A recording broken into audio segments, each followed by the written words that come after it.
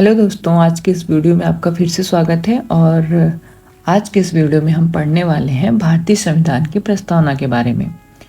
तो आज हम जानेंगे कि हमारे संविधान की प्रस्तावना क्या है और वो क्या कहती है संविधान के बारे में।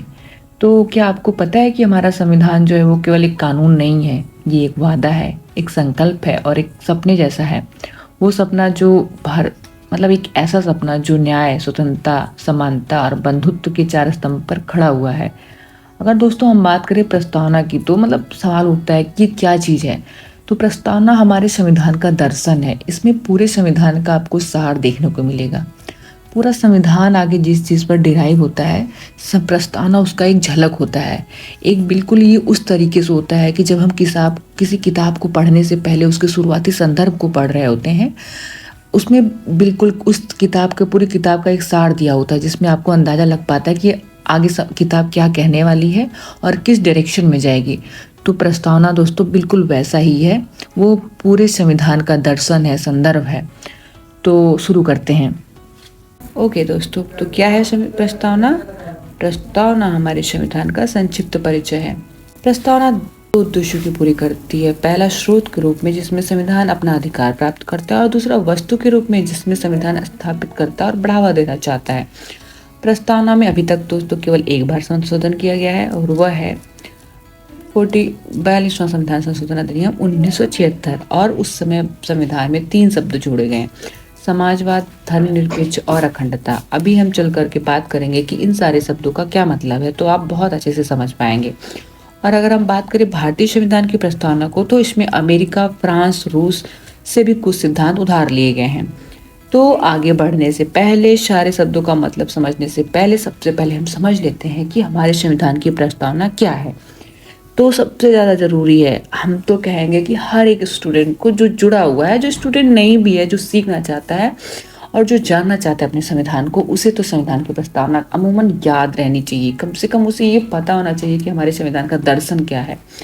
तो अगर हम शुरू करें तो हमारे संविधान की प्रस्तावना इस तरह से कुछ शुरू होती है: हम भारत के लोग भारत को एक संपूर्ण प्रभुत्व संपन्न, समाजवादी, पंथ निरपेक्ष व लोकतंत्रात्मक गणराज्य बनाने के लिए और उसके समस्त नागरिकों को न्याय, सामाजिक, आर्थिक, राजनैतिक स्वतंत्रता, विश्वास, अभिव्यक्ति, विश्वास, धर्म और उपासना की समानता, प्रतिष्ठा और अवसर की, और उन सब में व्यक्त की गरिमा, राष्ट्र की एकता और अखंडता को सुनिश्चित करने वाली बंधुता बढ़ाने के लिए दृढ़ संकल्प होकर अपने इस संविधान सभा में आज तारीख 26 नवंबर 1949 को इस संविधान को अंगीकृत, अधिनियमित और आत्मार्पित करते हैं।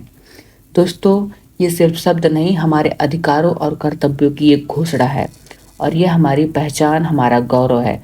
क्या आपने कभी ध्यान से पढ़ा है, इसे पढ़ा है? जब भी आप इसे पढ़ें तो आप गौर करिए इन शब्दों का मतलब क्या है, क्या कहते हैं ये शब्द आपसे। अब हम एक एक शब्द को डिकोड करने की कोशिश करेंगे। तो सबसे पहला शब्द जो है वो है हम भारत के लोग।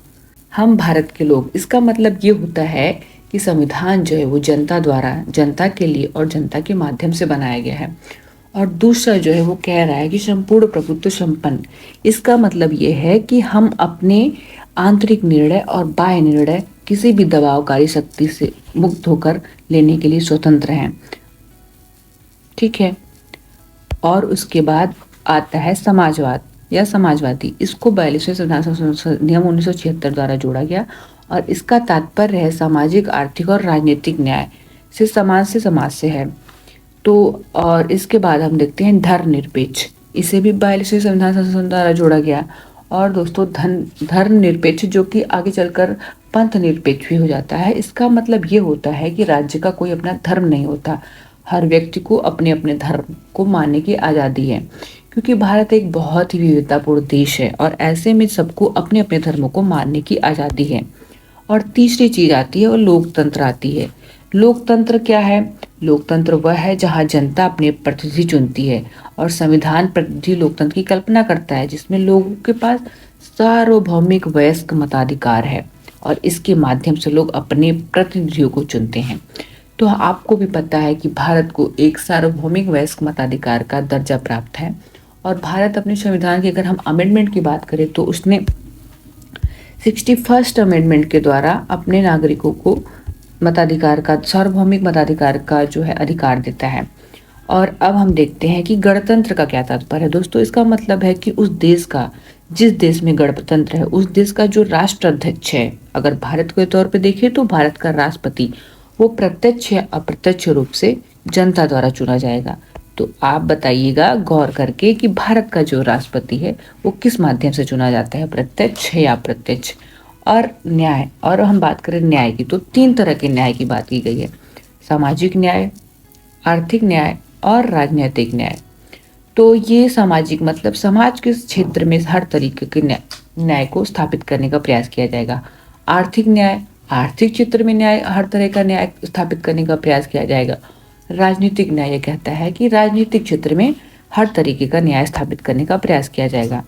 स्वतंत्रता का क्या अर्थ है दोस्तों? स्वतंत्रता का मतलब ये है कि सरकार आपकी व्यक्तिगत कार्रवाई में हस्तक्षेप नहीं करेगी तब तक जब तक कि आपका कार्रवाई किसी दूसरे को हानि नहीं पहुंचा रहा है। तो इसका मतलब ये है कि आपके पास लिबर्टी तो है, उसकी भी अपनी एक सीमा है।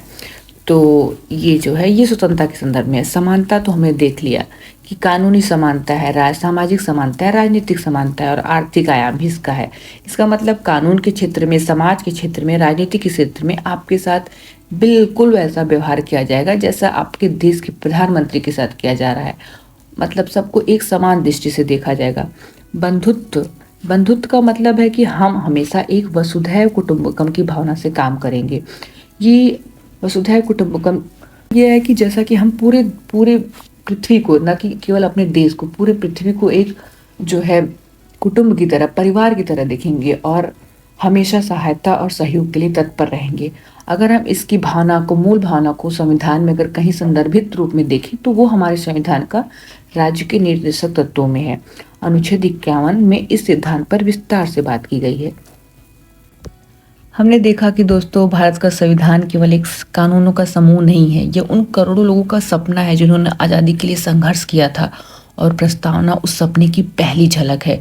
तो अगली बार जब भी आप अपने अधिकारों की बात करें और अपने कर्तव्यों को, तब अपने कर्तव्यों को निभाएं। याद रखिए, आप भारत के लोग हैं और ये संविधान आपका अपना है। धन्यवाद।